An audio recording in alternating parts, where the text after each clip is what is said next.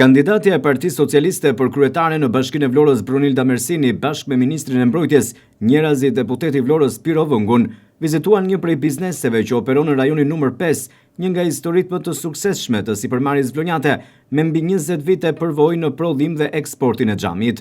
Gjatë takimit me themeluesin e kompanisë Gramoz Mato, ata u njohën më nga afër me rrugëtimin e tij, që nga hapat e parë të biznesit deri tek zgjerimi dhe tregjet ndërkombëtare, ndërsa ka ndërtuar një model frymëzues të sipërmarrjes së qëndrueshme që kontribon ndjeshëm në ekonominë vendase dhe punësimin në Vlorë.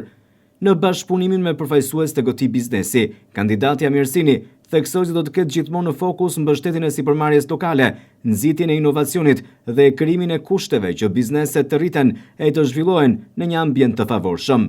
Sepse, sipas kandidates Mersini, forca e Vlorës qëndron tek njerëzit e punës, vizionarët dhe ata që besojnë në potencialin e këtij qyteti.